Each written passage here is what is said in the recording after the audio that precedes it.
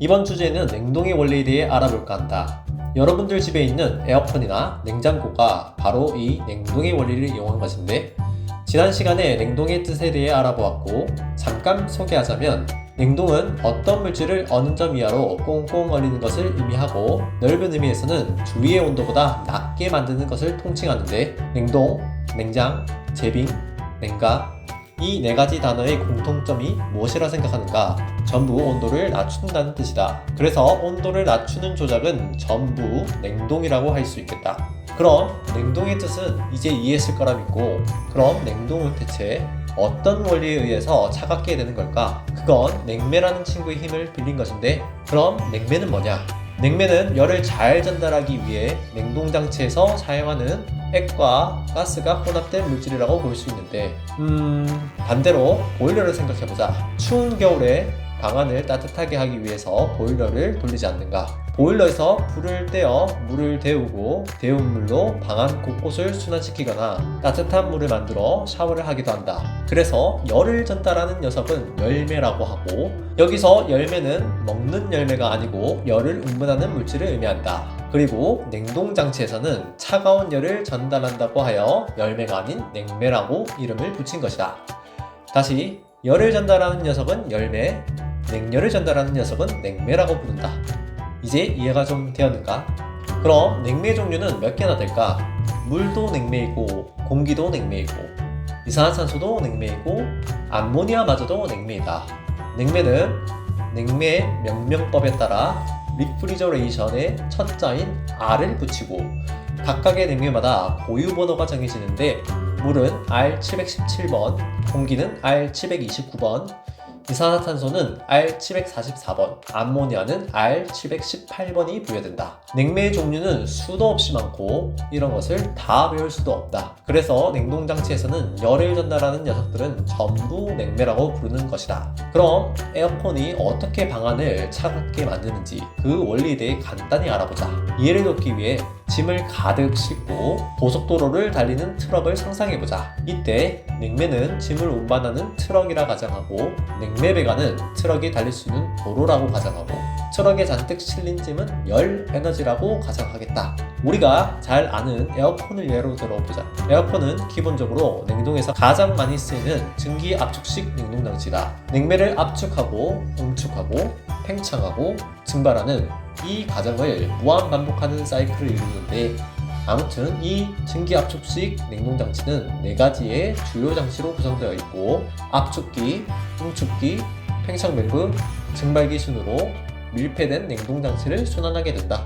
오늘은 냉동의 원리를 다루기 때문에 응축기와 증발기만 간단히 알아보겠다. 이렇게 생긴 실내기는 문 안에 설치된다고 하여 인도어 유니트, 이렇게 생긴 실외기는 문 밖에 설치된다고 하여 아웃도어 유니트라고 부르는데, 냉동공학회에서는 실내기는 유니트 쿨러, 실외기는 콘덴싱 유닛이라는 전문 용어를 주로 사용하지만, 우리는 그냥 실내기, 실외기라고 부르자. 아무튼 이 연결된 네 가지의 냉동장치를 아주 큰 도로라고 생각해보자. 그럼 트럭이 도로를 계속 순환하며 달릴 것이다. 실내기에서 열이라는 짐을 가득 채워 출발하고, 실외기에 도착해서는 열이라는 짐을 내린다고 볼 수 있겠다. 그래서 여름철 가게나 상가 앞에 설치된 실외기 옆을 지나쳐본 경험이 한 번쯤 있을 텐데, 안 그래도 더운 날씨에 열기가 엄청나게 방열되는 것을 보았을 것이다. 그 이유는 냉매가스가 응축하는 과정에서 열을 방출하기 때문인데,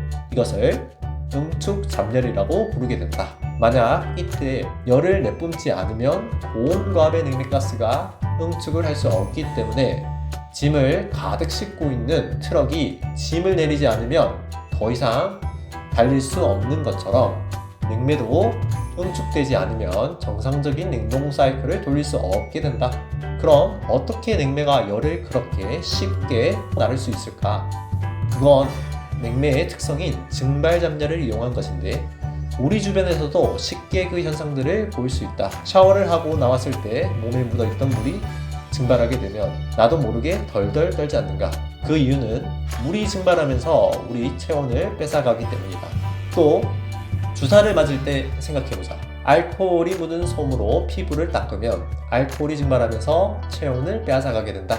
같은 이유라고 볼 수 있는데 액체에서 기체로 물질의 상태가 변할 때, 즉 증발할 때는 열을 흡수하게 된다.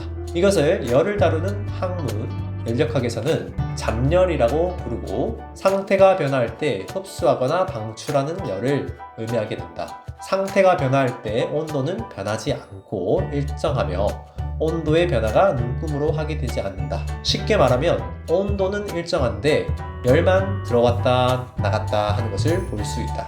즉 물질의 상태만 액체에서 기체로 변하거나 기체에서 액체로 변하는 것이다. 그래서 숨어있는 열이라고 하여 잡열이라는 단어가 붙어진 것이다. 그럼 반대로 눈에 보이는 감지되는 열은 무엇일까? 상온의 물을 끓이게 되면 온도가 변화하는 게 보이는데 이런 열의 종류를 현열이라고 할 수 있다.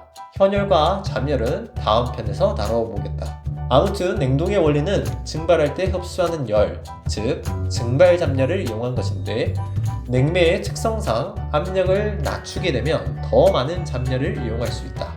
즉 더 많은 열을 뺏을 수 있다는 말이다.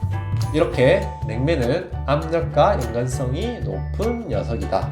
예를 돕기 위해 물을 예로 들겠다. 물은 대기압을 기준으로 섭씨 100도에서 끓지만 높은 산을 오르게 되면 기압이 떨어져 100도보다 낮은 온도에서 물이 끓게 된다.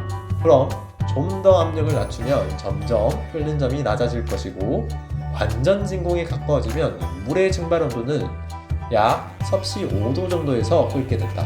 한마디로 100도에 끓던 물이 압력을 낮추면 5도에서 끓일 수 있는 것이다. 정말 신기하지 않은가? 이건 물의 압력, 온도 그래프를 보면 쉽게 알 수 있을 것이다.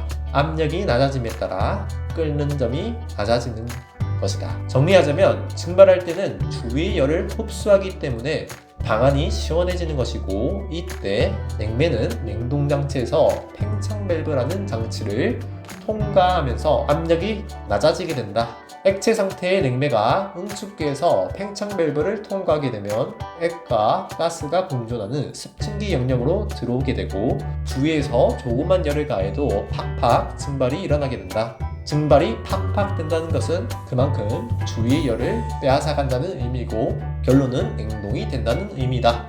이번 주제는 냉동의 원리에 대해 알아보았다.